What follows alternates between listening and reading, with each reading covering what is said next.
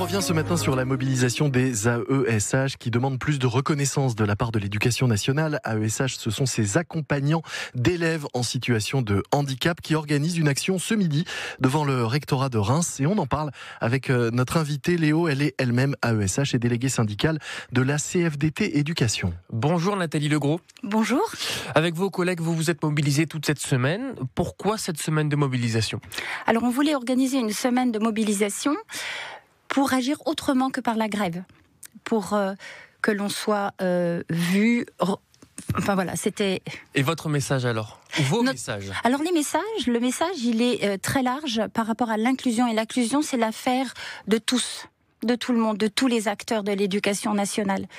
Et notamment, comme je suis AESH, je vais vous parler des AESH, bien sûr. On voudrait une reconnaissance par l'institution, une reconnaissance de notre métier, avec un vrai statut, un statut de fonctionnaire de catégorie B. Parce qu'actuellement, ce n'est pas le cas, vous souffrez de reconnaissance au quotidien, c'est quelque chose qui vous pénalise, vous et vos collègues ? Oui, tout à fait. On souffre de reconnaissance, ça c'est sûr. Les contrats, alors si on parle des contrats, les contrats sont vraiment très précaires. Nos collègues sont dans une précarité incroyable, parfois. Sont obligés d'aller au Resto du Cœur et sont servis par les parents des enfants qu'elles accompagnent. On a eu ce témoignage cette semaine. Parce que ce sont des CDD, des contrats de ce type-là ? Alors, il y a des CDD pendant 3 ans. Ensuite, on accède à un CDI. Mais le CDI, l'indice, la grille indiciaire est vraiment très basse. Et on évolue vraiment très, très doucement, lentement. On imagine que ces conditions jouent dans l'attractivité de votre métier, attractivité qui est très faible, c'est aussi ce que vous cherchez à dénoncer. Tout à fait. On n'arrive pas à recruter, nos collègues démissionnent, cherchent d'autres travails pour gagner leur vie correctement. Vous manquez donc de bras ? Tout à fait. Ouais.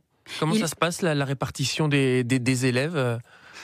Alors la répartition des élèves, c'est surtout la répartition des AESH, parce que les AESH, un élève, dès l'instant qu'on lui donne 1 heure d'accompagnement, est considéré comme accompagné. Donc les chiffres que l'on a sont complètement tronqués, parce qu'il y a actuellement, selon le ministère de l'Éducation nationale, 50 000 élèves non accompagnés à ce jour. Mais c'est tronqué, parce que dès l'instant qu'un élève reçoit 1 heure d'accompagnement, on le considère comme accompagné. Et c'est pas un accompagnement, 1 heure, c'est du saupoudrage. Parce que c'est ce qu'on entendait dans l'info d'ici à 7h30, c'est un accompagnement au long cours, c'est un partenaire en fait, un partenaire de l'élève. Tout à fait. On instaure avec l'élève une façon de travailler. Il faut se connaître avant de bien travailler, de pouvoir accompagner au mieux les élèves, connaître leur handicap. Mais on n'y arrive plus. On n'y arrive plus du tout, parce que accompagner un élève 1 heure dans une semaine, c'est vraiment catastrophique. Vous trouvez qu'on ne vous donne pas les outils pour mener à bien cette mission ? C'est ça. On n'a pas les outils. On n'est pas formé. On n'est pas réellement formé. On n'a pas une réelle formation.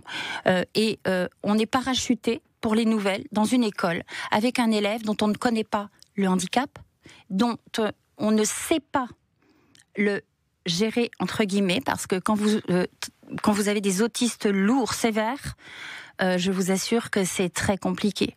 Alors, pas que pour l'AESH, c'est compliqué pour l'enseignant, c'est compliqué pour la classe. Comment elle est vécue cette situation par vos consoeurs et confrères de l'Académie de Reims humainement ? Qu'est-ce que vous éprouvez ? Mes pairs, mes collègues aiment leur métier, mais aiment vraiment profondément leur métier, mais ne peuvent plus en vivre, ne peuvent pas en vivre. C'est des contrats bien souvent à temps incomplet. Elles ne peuvent pas prendre un deuxième travail derrière. Donc, et on leur impose des changements d'affectation. C'est très compliqué. Et elles partent. Donc, elles sont malheureuses de partir. Elles sont vraiment très malheureuses de partir, mais elles partent. Vous arrivez à les quantifier, ces départs ? C'est un mouvement de fond en ce moment, ou c'est quelques départs par-ci et par-là ? On a pas dans l'académie, on a eu un chiffre au national sur l'année 2023-2024. On n'a que ça. Il y a 2 tiers des AESH qui ont quitté leur emploi. Mais je pense que là, sur cette année-là, là c'est la pire. Là, cette année, c'est horrible. Vous trouvez qu'on atteint un point jamais atteint jusqu'à présent? Tout à fait. Ouais. Et là, les collègues veulent partir, sont coincées quand elles sont en CDI parce qu'elles sont obligées de démissionner. Donc elles n'ont pas la RE de France Travail. Et financièrement, c'est compliqué. Donc elles sont coincées.